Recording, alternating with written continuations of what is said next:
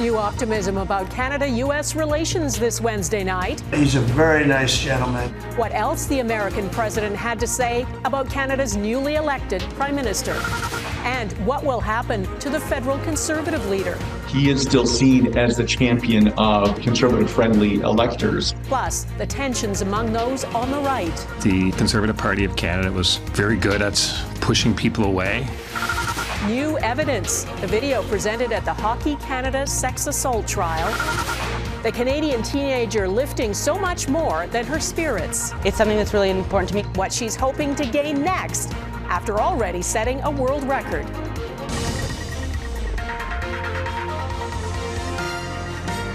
Global National with Donna Friesen. Good evening and thanks for joining us. On his second day as Canada's newly elected Prime Minister, Mark Carney got an invitation to visit the White House. President Donald Trump revealed that when he was asked today about the phone call he and Prime Minister Carney had yesterday. Trump said Carney couldn't have been nicer. I think we're going to have a great relationship. He called me up yesterday. He said, let's make a deal. He's a very nice gentleman. On the campaign trail, Carney repeatedly accused Trump of trying to break Canada in order to own it. Now, Carney's challenge will be to face Trump head on. Mackenzie Gray has our top story tonight. No, I spoke to him yesterday. Couldn't have been nicer. A ringing endorsement of Mark Carney from the president. He's going to come to the White House very shortly, within the next week or less. The president's glowing review of the prime minister comes despite the fact that Mark Carney spent his entire campaign slagging Trump. President Trump is trying to break us so that America can own us. My purpose in politics. Conservative leader Pierre Poilievre rarely brought up the president on the stump, but that's who caught the attention of Trump. They both hated Trump, and it was the one that hated Trump, I think, the least that won. I actually think the conservative hated me much more than the so-called liberal. Negotiating a new security and economic agreement with Trump will be the Liberal leader's top priority, a major test for someone new to politics. Our campaign ran a pretty solid campaign for a rookie prime minister. He's still a young politician, and he'll learn his way, but he'll have to learn as prime minister. Carney's scheduled debut in the House of Commons is set for May 26th, leaving less than a month to prepare for a throne speech and build a new cabinet, which could include fresh faces like Montreal MP Nathalie Provost, who's a survivor of the Polytechnique shooting, longtime broadcaster and close friend of Carney's, Evan Solomon, and for regional representation, Alberta MP Corey Hogan and the only Liberal in Saskatchewan, Buckley Boulanger, could make the cut. 3 seats short of the majority, Carney could also try and entice opposition MPs to cross the floor or cut deals with other parties, something the lone Green MP is open to. My seat could become more consequential depending on how some of the recounts go. But regardless, we're always open to cooperation, formal or informal. Despite Trump's comments, Donna, the Prime Minister's office wouldn't confirm if or when Carney would head to the White House. Okay, Mackenzie Gray in Ottawa, thanks. Federal Conservative leader Pierre Poilievre has been laying low since his party lost the election to the Liberals for the 4th time in a row, and he lost his own seat. 2 other prominent progressive Conservative premiers were talking today. Both of them recently won majority governments in their provinces. Yet as Touria Izri reports, Poilievre's team never came to them for help or advice. Did they get a bonus, a raise? Or do they get fired? As opposition leader, it was one of Pierre Poilievre's favorite talking points. In the real world, when people don't do their jobs, they lose them. Despite not winning the election or even his own seat, Poilievre says he will stay on as Conservative leader. There's no sense of a groundswell of any kind of a movement to dump the leader. Now, a source close to Poilievre tells Global News intense discussions are happening among Conservatives about changes to his inner circle. And that's why we have to learn the lessons of tonight so that we can have an even better result. The source adds that Poilievre's concession speech may be the last time he speaks publicly for a while as he reflects on his loss. I think it's time for them to do some soul searching.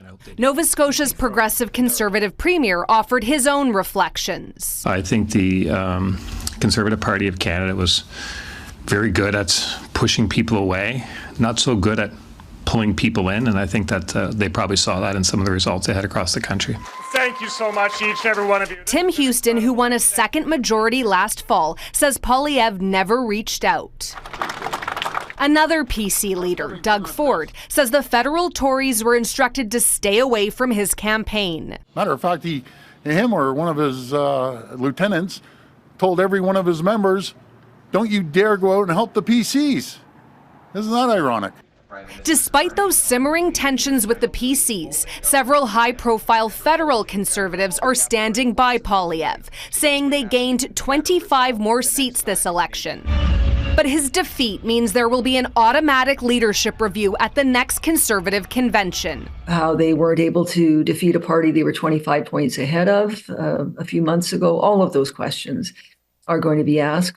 Poilievre won't be in the House of Commons when Parliament returns, but his MPs will have to decide whether to use a piece of legislation called the Reform Act, which could give them the power to remove him, something that was used to oust his predecessor. Donna? Okay, Touria Izri, thank you. Well, during his victory speech on election night, Prime Minister Carney promised to make Canada an energy superpower. Albertans, especially, are now watching closely. Will Carney turn that promise into reality? With a minority government, Carney will need cooperation across party lines in order to take action. As Heather Urix-West explains, that will be easier said than done. Canada needs more energy independence and energy infrastructure. On that, the federal Liberals, Conservatives, and the Alberta government all agree. I think that over 300 MPs got elected because they stood on a platform to get our resources developed, to work with provinces to establish economic corridors, and to get our products to market. But 313 seats between the two federal frontrunners might not be enough to see energy platforms through, because as a minority government, the Liberals will need outside support. There's no future for oil and gas, at least in Quebec and probably everywhere, and this has to be said and protected. The Liberals don't need bloc support moving forward. The NDP's 7 votes alone would do. But on energy files, it's the two major rivals that are most aligned.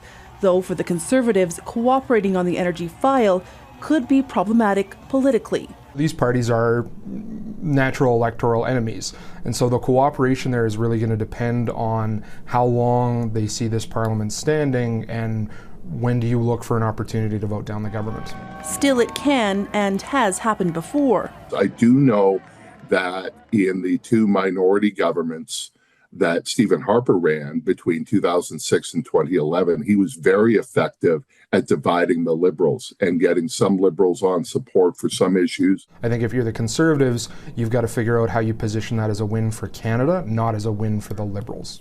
Which may not be difficult as a new government and parliament gets ready to take on the existential threat from our neighbour to the south. Heather Urix-West, Global News, Calgary. The co-leader of the Green Party has resigned. Jonathan Pedneau failed for a second time to get elected. The former journalist and activist came a distant 5th in the Montreal riding of Outremont. He says he failed to translate the ideas, passion and vision of the party. Elizabeth May won the only Green Party seat.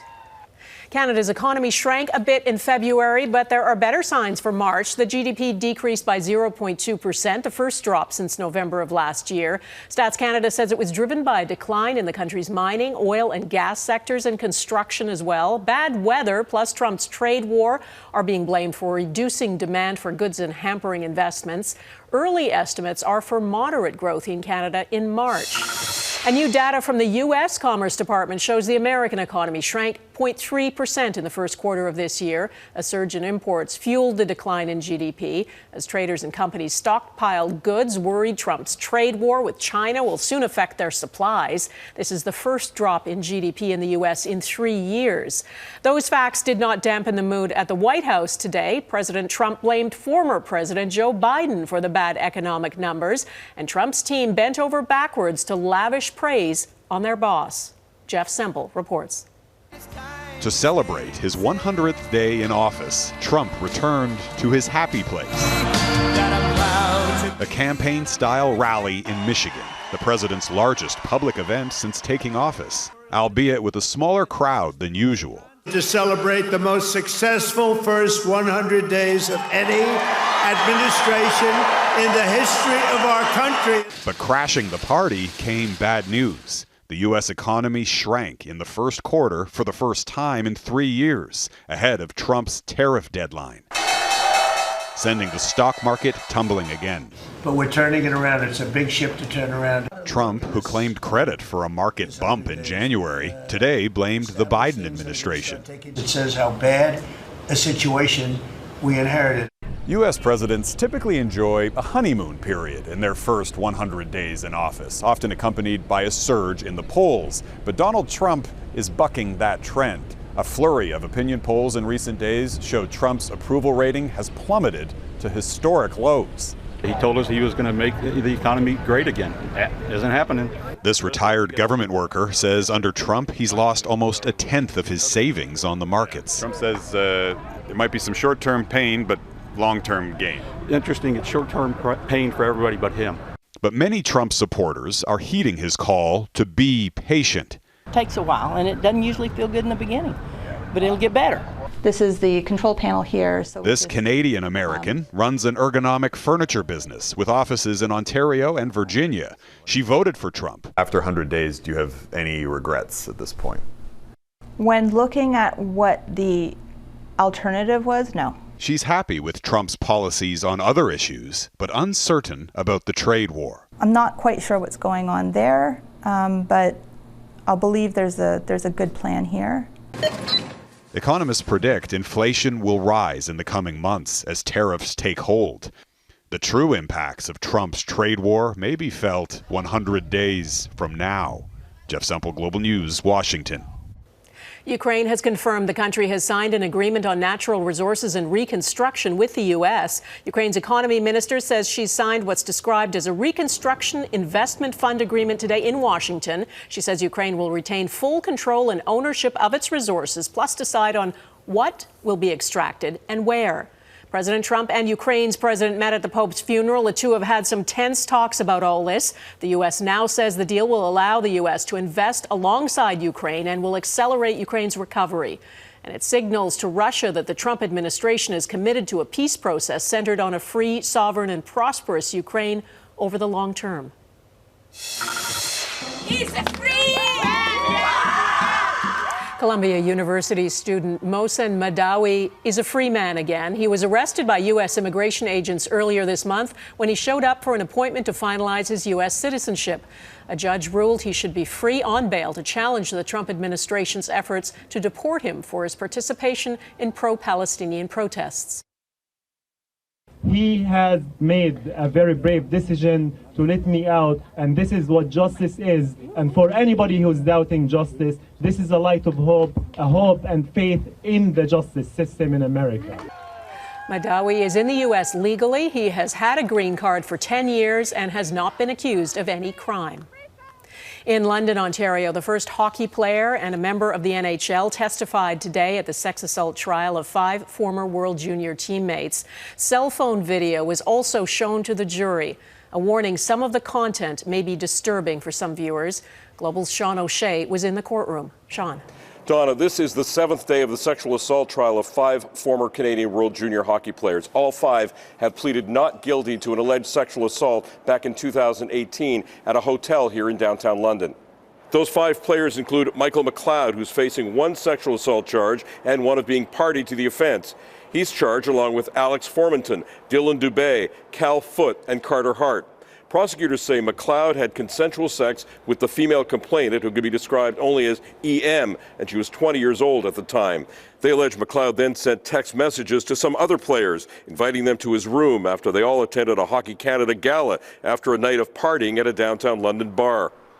Prosecutors allege that the woman did not give her consent to have sex with the 5 hockey players. In court, the Crown entered a video of the woman standing in the hotel room, wearing a white towel in which she tells McLeod on camera, "It was all consensual. Are you recording me? Okay, good.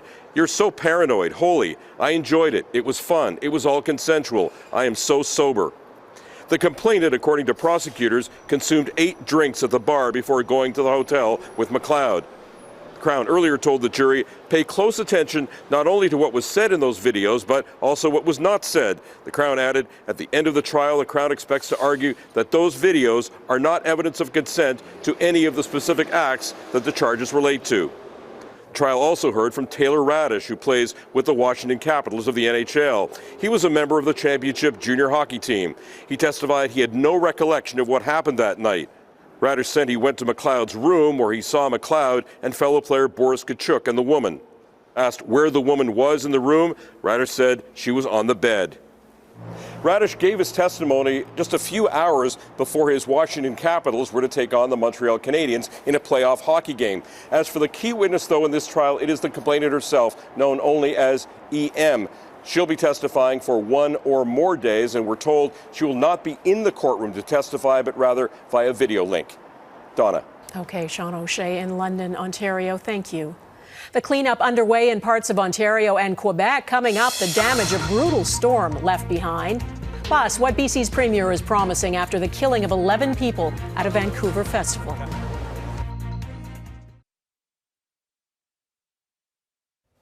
BC Premier David Eby says his government will review and modernize the province's Mental Health Act. He also announced plans to open 140 more hospital beds for the involuntary care of people struggling with mental health and addictions who are deemed a danger to themselves and others. 11 people were killed and many more injured when the driver of an SUV drove into a crowd at a Filipino festival on Saturday. The suspect was under the care of a mental health team at the time, but provincial officials say there was nothing to indicate a change in his condition that warranted involuntary hospitalization. This is a very difficult time.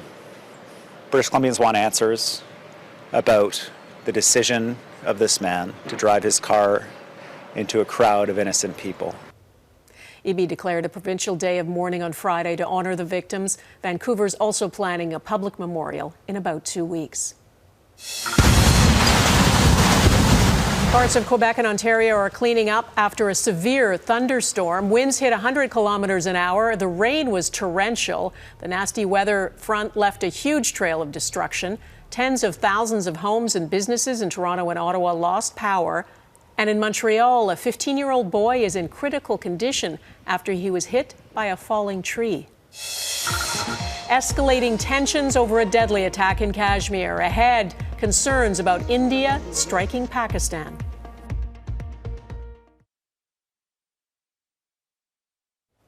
Tensions keep rising between India and Pakistan over last week's attack in Indian-controlled Kashmir. Pakistan claims it has credible intelligence India's military is planning to attack within days. India is accusing Pakistan of supporting the attackers who killed 26 people, most of them Hindu tourists. The two nuclear-armed nations have a long, tense history, and as Redmond Shannon explains, all of this is stoking fears of a major escalation. As tensions between India and Pakistan again escalate, even children are being caught up in the diplomatic chill. These siblings forced to leave India and their mother after India revoked visas for Pakistanis. Their Pakistani father says he doesn't know what he'll do. A week of renewed intensifications between the nuclear-armed enemies have followed the militant attack that killed 26 tourists in the Indian-controlled part of the disputed border region of Kashmir. Survivors say Hindu men were deliberately targeted.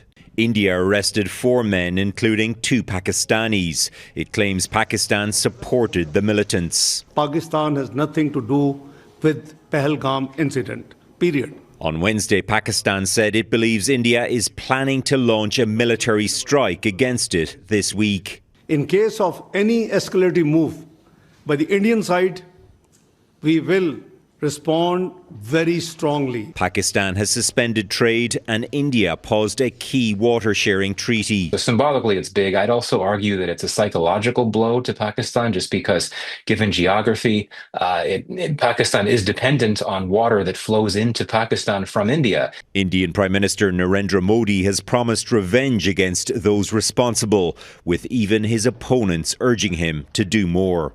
The action has to be clear, and it has to be strong. 6 years ago, both sides exchanged airstrikes and engaged in an aerial dogfight following a suicide bombing that killed Indian soldiers. Whether this conflict will de-escalate like that one remains to be seen. Redmond Shannon, Global News, London.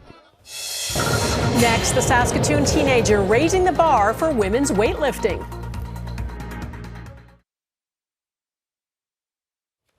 Well, you could say a Saskatoon teenager holds the weight of the world on her shoulders. Last year, 17-year-old Etta Love set a world record in weightlifting. She is the first Canadian female to do so. And as Global's Scott Roblin reports, she is now setting her sights even higher. Every important memory for me, I have a barbell attached to in some way. When it comes to feeling her most authentic, there's nowhere Saskatoon's Etta Love would rather be than on a weightlifting platform. I don't become a different person when I step onto the platform. I have my own experiences, I have my own emotions, and I get to exist on the platform as myself. As a toddler watching her mom Emma train in CrossFit, Etta quickly found her passion in the gym, a path which has led her to becoming one of the top junior weightlifters in the world. She started kind of playing with like a kid's barbell first, and then when she was 10, she was allowed to pick up the metal barbell, and we got home and she said, "Mom, when I hold it, I feel alive." At just 17 years old, Love became the first Canadian woman to set a world record in weightlifting last fall with a 146-kilogram lift at Junior Worlds in Spain. She set the bar down and her face kind of flooded with like tears and this smile, and that in that moment just felt like very frozen and magical. The world record for me, because it was something that I had wanted when I was really young, felt like a promise I had to keep to myself. It felt like something that I knew I had to try. Ranked third in the world in her weight class, Love is aiming to take that next step to the senior level. The Loves are focusing on events which will directly lead Etta on the path to Los Angeles in 2028, where she intends to make her Canadian Olympic debut. I know it would mean everything to her to have stayed the course. I get to love weightlifting not because I have to, but because I want to. And so I think that that's really helped motivating me for the Olympics and whatever else. Scott Roblin, Global News, Saskatoon. And that is Global National for this Wednesday. I'm Donna Friesen. Tonight's Your Canada is this police escort for Canada Goose and her goslings along the Trans-Canada Highway near Sydney, BC. The RCMP says the family made it to their destination safely, along with the help from some animal control officers. Thanks for watching. Bye-bye.